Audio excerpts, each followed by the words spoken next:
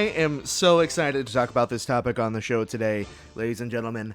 I was giddy like a kid on Christmas morning. This makes me happy more than anything ever could. This is Santa coming to town for me, ladies and gentlemen, because I'm a huge college football fan. I've worked in college sports. I still do work in college sports. College football will always have a special place in my heart, not only because I've been able to build up such a fandom for the sport, but I've also been able to, watch and interview and learn and see these kids grow up and become mature football players, and that's always the best thing about my job. But regardless of that, I am so excited because the College Football Playoff Committee is finally considering an expansion to a 12-team format or an additional team format for the College Football Playoff. And my only question about this is, what took you so damn long?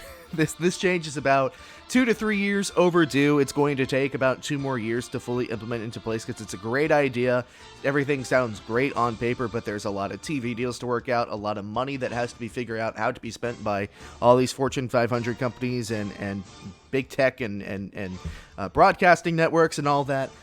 There's a lot of stuff that's got to be figured out, but the idea is that there is going to be an expansion of the college football playoffs. It's potentially going to be 12 teams. That's the number that's cemented right now. It could fluctuate depending on what they end up deciding, but right now it's 12 teams, the 6 highest ranked conference champion teams, plus 6 spots at large. I'm assuming that's going to come from the top 25 rankings as well.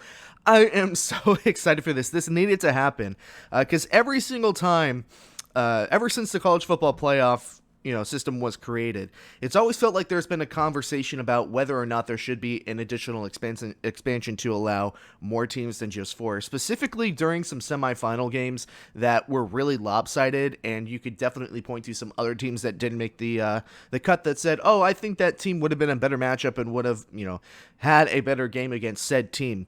And it's for that reason that I think that this is a really, really good change. I mean, I don't need to tell you that this is a good change for college football. I feel like naturally, the prospect of what an expansion is for the playoff system, more chances for upsets, more teams to get in, especially if you're a fan of a powerhouse school like maybe an LSU, an Oklahoma, of Florida, a Clemson, Michigan, Ohio State, maybe UCLA, some Stanford, USC, some of the Pac-12 teams, Oregon.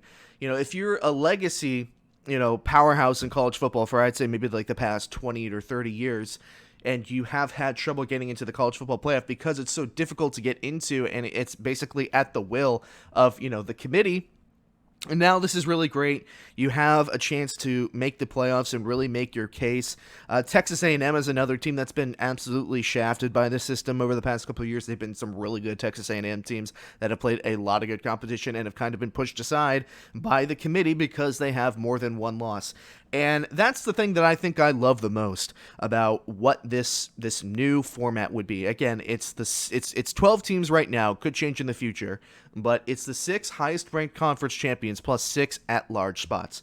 Not only does it give group of 5 schools, lower caliber FBS schools, a chance to upset in the playoffs, give them a chance to even compete in the playoffs. There's teams like Coastal Carolina, like last year they went undefeated, 11-0. They were a really great football team, but because of the conference that they played in, and there is such Power 5 conference bias when it comes to the College Football Playoff Committee, they really stood no chance at getting into the College Football Playoff tournament.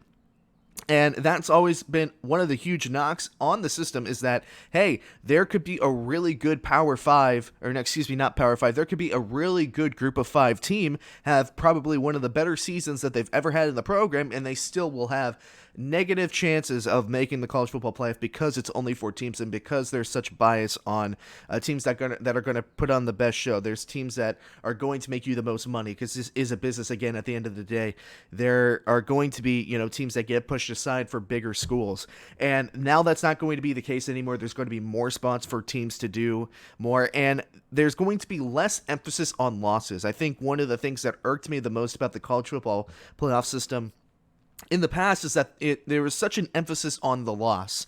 How, there's teams that are consistently playing in some extremely tough schedules, and it fluctuates every year. Some years the Big Ten's more challenging, some years the ACC is more challenging, some years the SEC is more challenging. Consistently, the SEC is the more challenging conference. You have teams like Texas A&M, you've got teams like, Alabama, Florida, Georgia, that consistently are around that bubble when you consider who is going to be on the edge of being cut out of the college football playoff.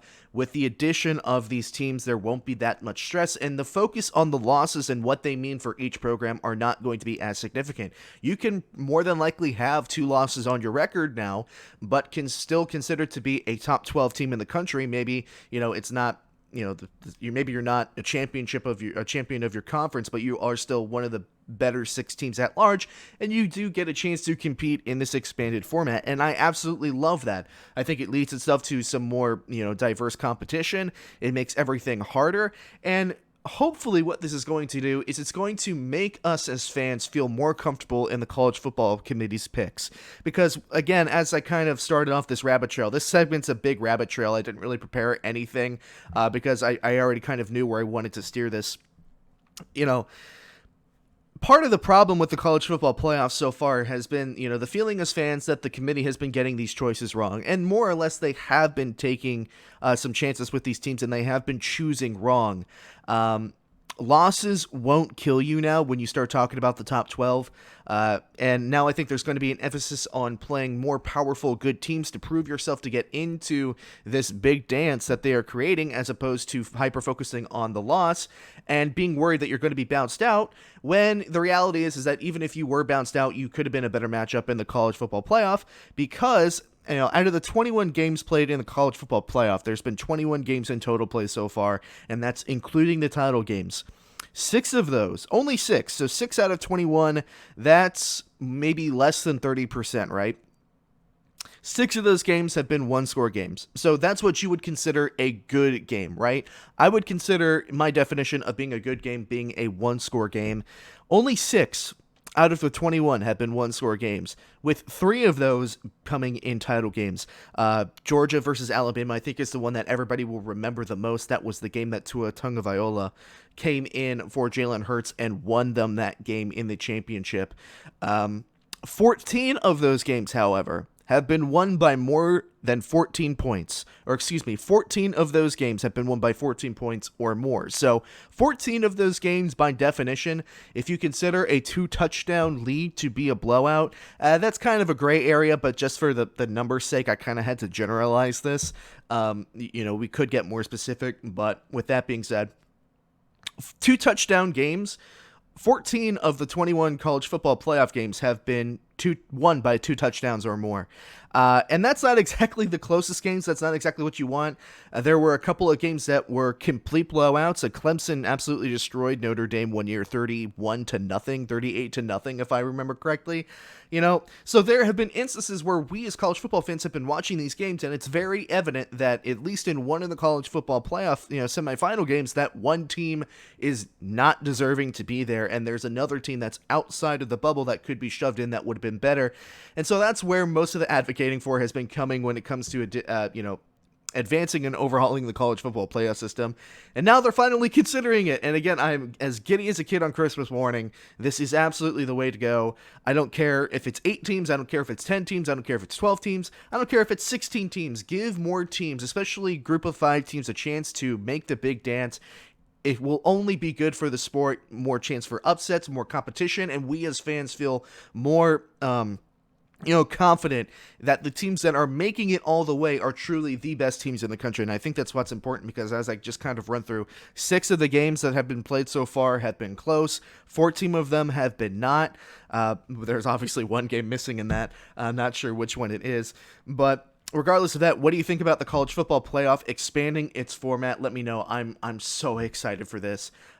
There would be no limit on the number of participants from conferences, by the way. I'm just reading that in the notes here, and there's no league that would qualify automatically. So, less emphasis on conference bias, more emphasis on having more good teams in this tournament, and that's what we want. That's what we want as college football fans. Hey folks, thank you so much for listening to this segment from the Hard-Headed Sports Podcast. If you enjoyed this segment, make sure that you drop a like on the video and a comment. It helps me out a bunch. And if you're interested in watching more segments like this from the show after the show has been completed, you should definitely subscribe to the YouTube channel. And if you're interested in listening to the entire show in its full-length entirety, you should listen to the show on Spotify, Apple Podcasts, Google Podcasts, and Anchor. Once again, thank you so much for watching the video.